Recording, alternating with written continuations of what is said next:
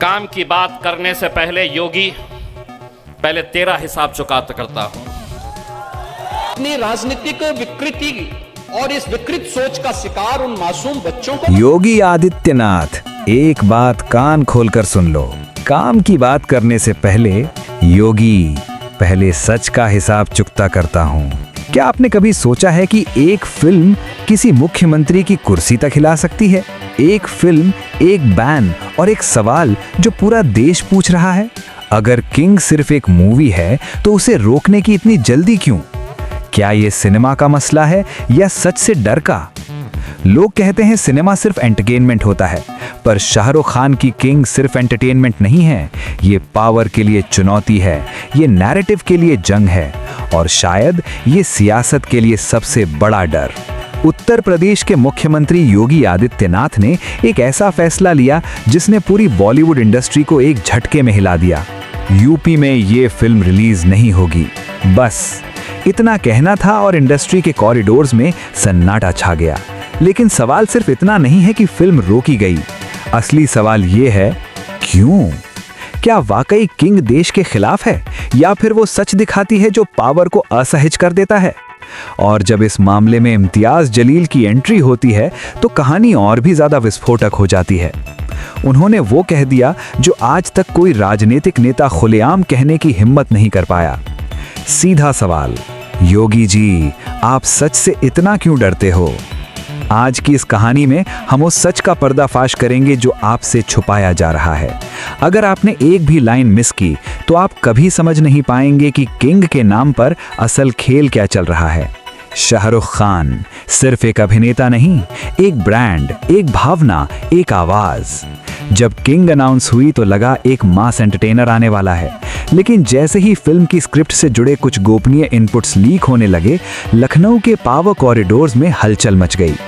योगी आदित्यनाथ की टेबल पर एक सीक्रेट रिपोर्ट रखी जाती है और उस रिपोर्ट में लिखा होता है, फिल्म के कुछ सीन्स में सिस्टम पर सवाल हैं, लीडरशिप के फैसलों पर सवाल हैं और सबसे ज्यादा खतरनाक, खामोशी पर सवाल है।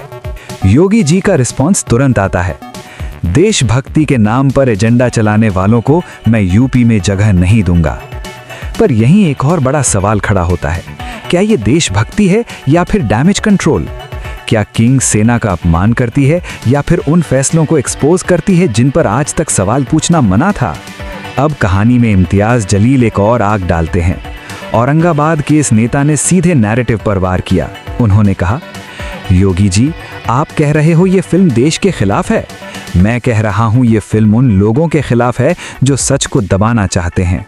सोचिए, एक नेता दूसरे नेता पर सच छुपाने का इल्जाम लगा रहा है और बीच में है एक फिल्म। पर ध्यान रखिए, ये खेल फिल्म का नहीं है, ये खेल उस सच का है जो सिस्टम के लिए सबसे ज्यादा असहज है।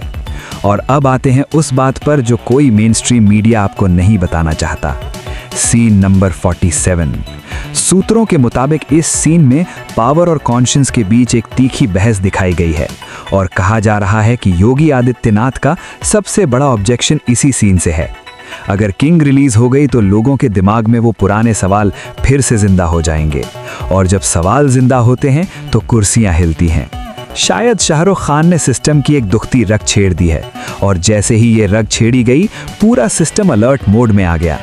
आप खुद सोचिए, अगर फिल्म सिर्फ फिक्शन होती तो क्या एक मुख्यमंत्री इतना जोर लगाकर उसे रोकता? कुछ तो है जो हमें नहीं दिखाया जा रहा, कुछ तो है जो बैन के पीछे छुपाया जा रहा है। इस जंग में नुकसान किसका हो रहा है? एसआरके का, उनका सिर्फ पैसा दांव पर है। योगी जी का, उनकी सिर्फ पॉलिटिकल इमेज।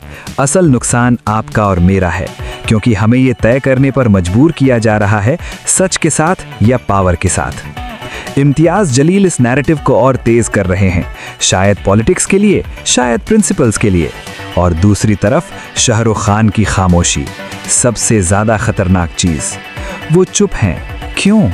क्या प्रेशर है या फिर वो जानते हैं कि जब किंग बोलेगी तो सिर्फ स्क्रीन नहीं, सोच हिलेगी। दोस्तों, किंग अब सिर्फ एक फिल्म नहीं रही, ये बन चुकी है हमारी सियासत का आईना। एक तरफ पावर का डर, दूसरी तरफ सच का सवाल और बीच में एक अभिनेता जो शायद सिर्फ कहानी दिखाना चाहता था। अब फैसला आपके हाथ में है। क्या योगी जी का डर जायज है?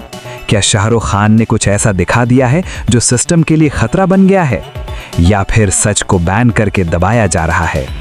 कमेंट्स में लिखिए #StandWithKing या #BanTheFilm। मैं हर एक कमेंट पढ़ूंगा। और अगर आपको लगता है ये कहानी सिर्फ फिल्म की नहीं, फ्यूचर की है, तो इसे शेयर जरूर कीजिए। मिलते हैं अगले बड़े खुलासे के साथ। जय हिंद।